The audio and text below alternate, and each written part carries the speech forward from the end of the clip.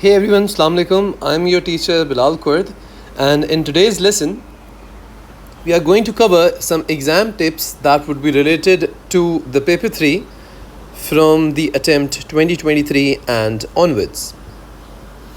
So, since most of you would be having a paper 3 tomorrow, there are some tips that I would want to impart on you. First of all, let's talk about managing time. Time is of the essence, and trust me, do not be fooled that you would be having so much time. Time would be a major constraint provided that you are not preparing for it ahead of time. So, first, let's talk about the total time breakup. So, the total time that you're going to have is going to be 1 hour and 45 minutes. So, this means you have 105 minutes for the entire paper. And what I suggest is that even if you were to make an easy division, you can break it down into 90 and 15. So 90 minutes would mean that you have 90 minutes for paper solving and 15 minutes for reading or rechecking or any buffer inventory of time that you wish to keep. So if you talk about 90 minutes for the paper, for the actual paper solving, this means that you have 1.5 minute per mark. So according to this, your 8-mark question should be done in 12 minutes. Your 12-mark question should be done in like 18 minutes. So that is something that you need to know, that you will be advised to spend 1.5 minutes per mark. Alright. So how should you go about this particular time limit? First of all, you need to understand the structure of questions in paper 3. So in paper 3, you're going to have two 8-mark questions that are likely to start off with the command word of analyze. Then for question number 3 and question number 4, I call these calculation based responses. So for question number 3 and question number 4, you're going to have a calculation part. So for 3A and B, this would be likely of 1 mark, this would be of 3 marks, and question 4 part A would be of 4 marks. So all of these parts would comprise a total of 4 marks, and this would be pure calculation. But then in their part B, the examiner will ask you to use your answer from these cases and recommend whether the business should do this or discuss the usefulness of this or that. So this is going to be pretty much what the examiner will ask you in part B. So mind you that part B in these questions and question number 5, they are going to be of 12 marks. Question number 5 would be a theory question that is unrelated to calculations and can come from any other topic, and that would be of 12 marks as well. So for 8 marks, you're going to have 1 page. And for 12 marks, you are going to have 1.5 pages. So most of my students ask that, can we, like, if we wish to write additional, can we borrow sheets from the exam, from the invigilator there, and can we use the blank page or whatever? My advice would be that first think, what would be the reason behind examiner giving you writing spaces in the first place? Because the examiner wants you to confine your answers, because students, they write unnecessary things. So try to make sure that if this is, for example, 1.5 page and you've started off your answers, and let's say you need to write 1 or 2 more lines, so you can use this particular space, if there is, just to write 1 or 2 lines in a very small font, but that's it. Try to make sure that you confine all your answers in the spaces that is given to you, because that would be the obvious reason the examiner wants you to do it. Alright? Okay, so this is pretty much about time management. I will be talking about this in greater detail as well. The next tip is reading effectively. Now many students confuse reading as something that is boring and something that is very much time taking. But effective reading involves, what I suggest, if this approach works for you, what I suggest is that you will be given an insert and a separate question paper. Or even if these two pieces of information are given together, you go through the questions. For example, if there is a question on lean production asking you the benefits, And then there's another question, for example, on performance related pay and asking you the benefits again, right? So what you do is take a pencil and whatever benefits you remember of lean production, scribble them down onto your question with a pencil. Likewise, do the same with PRP as well. And do the same with whatever questions you can think. Now, there would be some general questions as well, for which you would need to read the case study. But the questions that are from a specific business topic, it won't hurt if you can just write the content points so that when you're reading, you find application of these points. You find the examples and the context of these points. That would make your reading way more effective. So this is a tip that I do give my students if this approach works for you.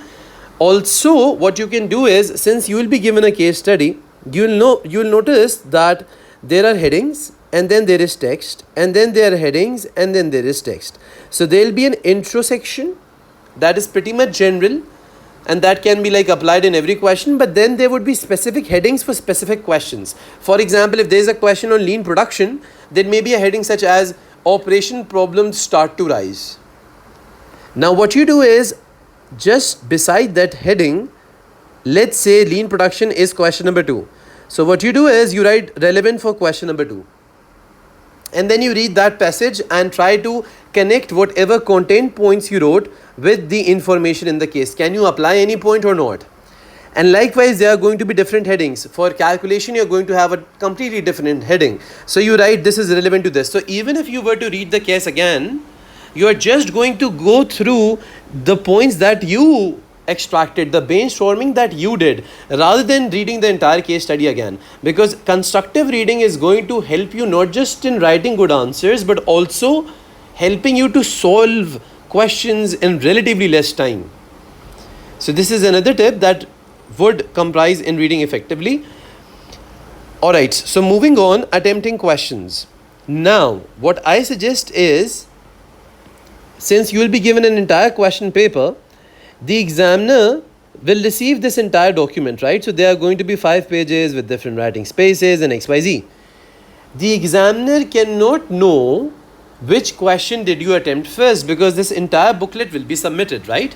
So what I suggest my students always, whether it's AS or A2, what I suggest my students is that you start off with the question that you feel the most confident about. So let's say, for example, if you haven't prepared marketing that well and there's a question on marketing strategy, or let's say there's a question on globalization, or let's say there's a question on marketing mix, and that topic of yours isn't that strong, no problem, leave it for the end. And let's say there's a question on investment appraisal and that topic is very strong, so you attempt investment appraisal question first. So you attempt those questions, attempt this paper in a round robin fashion. Attempt those questions first which you think can be scoring for you and the topics you feel most confident about, and leave the difficult ones for the end. And this particular, though it may seem insignificant, but this has a lot of impact because it's going to affect your confidence by a very great degree. So let's move on. Avoiding excess writing. What do I mean by that? It's common to see most of the students, for example, if there is a question that asks you to analyze 2 benefits. Analyze 2 benefits of just-in-time approach to this business, and it's of 8 marks. So first things first, the question is analyze. By analyzing, we mean that we do not have to write evaluation. We don't have to evaluate our answers because there are no marks for it. So I've seen most of the students, they try to make one paragraph and rather than making another benefit paragraph, they try to evaluate it. And then they have no space at all. So do not waste time and do not waste the writing space that is given to you. Also, the question clearly states that the examiner expects 2 benefits to be written. So make sure you pick out those 2 points that you feel the most confident about. I've seen most of the students to mention 4 to 5 points in lesser detail, hoping that, okay, fine, even if the first 2 are incorrect, the rest of the 3 can be correct. No, the examiner will only read the first 2 in order. So try to pick out those points that you feel the most confident about, or in other words, that you can find the most data to apply.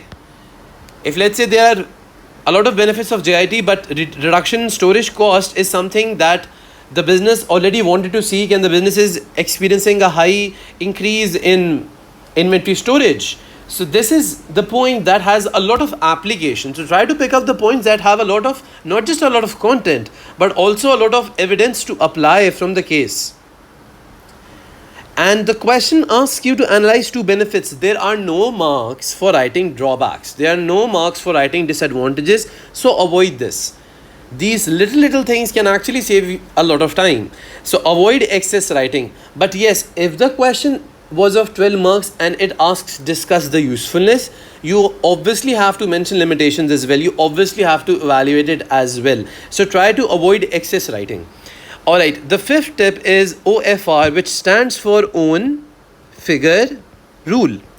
Now what do I mean by that? Let's say for example you're solving a calculation question and you're asked to calculate the net profit margin, and the right answer is that as compared to the previous year, the net profit margin has risen from 12% to 14%. But since you did not know how to calculate the NPM margin, the way you calculated it, your answer is actually 7%. So the original answer shows an increase, whereas your answer shows a decline. Now obviously you will not get marks for the calculation because you've done it wrong, right? But then again, if let's say part B asks you to to recommend or to comment on the calculation answers from part A and how can the business make use of ratio analysis and stuff. Now it's a question, how can a business make use of ratio analysis? So even though your answer is wrong, do not worry.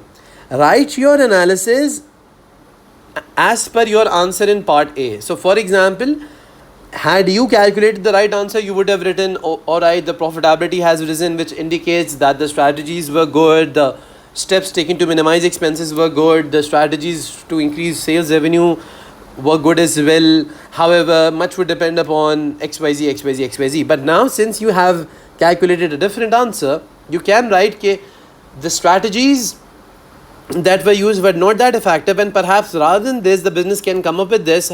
However, the extent to which these new strategies will be successful will depend upon XYZ, XYZ. So the examiner will give you marks, will not double penalize you. So will give you marks. So do not feel disheartened if you're unsure of an answer when it comes to your calculations. You can get marks for analysis provided it is right and is done in the context.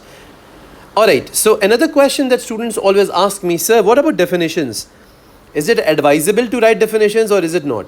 See, if you talk about 8 marks or you talk about 12 marks, the total marks for knowledge are 2. So it may be a good way to start off your answer with the definition of a business term.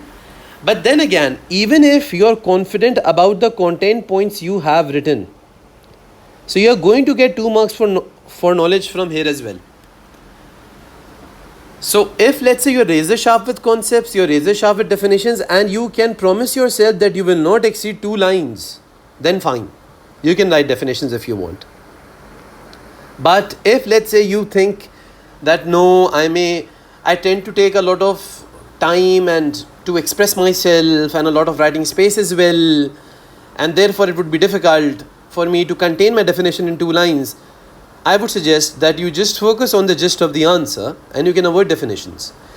Some questions naturally do not have a definition as such. That is also a scenario.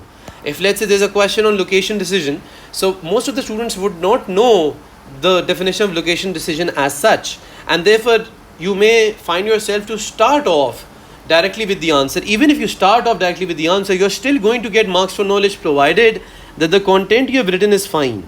So if you generally have a problem managing your time or have a problem managing the writing space, my suggestion is that you can avoid definitions provided that the content that you're writing is fine. If you're unsure about the second paragraph, if you're unsure that the answer that you've written, the definition that you've written is not right, if the content point that you've written is not right, then you can obviously add a definition if you want as well. So this is pretty much about definitions. Alright, if you have 2 or 3 minutes when you're rechecking your answers, or let's say 5 minutes, rather than going through whole answers in general, What I would suggest is that you recheck if in calculation answers have you written the appropriate unit of measurement. So for example, if you were asked to calculate NPV, net present value, have you indicated the dollar sign? Have you indicated the million sign? Likewise, if you are asked to calculate market share, have you included percentage? If you are asked to calculate the price elasticity of demand, have you put the negative sign or not? So these units of measurement can cost you marks if you fail to include them in your answers. Likewise, in questions that are of 8 marks, when you're rechecking these questions, check for a chain of analysis. Did you develop a chain of analysis? And if not, you can always mention another impact. And in evaluation questions such as 12-mark questions, focus on how much you've evaluated each point or each paragraph and whether your conclusion is actually built on a justified recommendation rather than just a summary of the points that you've mentioned above. So these are the tips that you can remember for your paper tomorrow. Have faith in yourself, have faith in your capabilities. Make sure to attempt the questions that you feel most confident on, and inshallah ta'ala, things will turn out in your favor. Thank you so much and happy learning and all the best.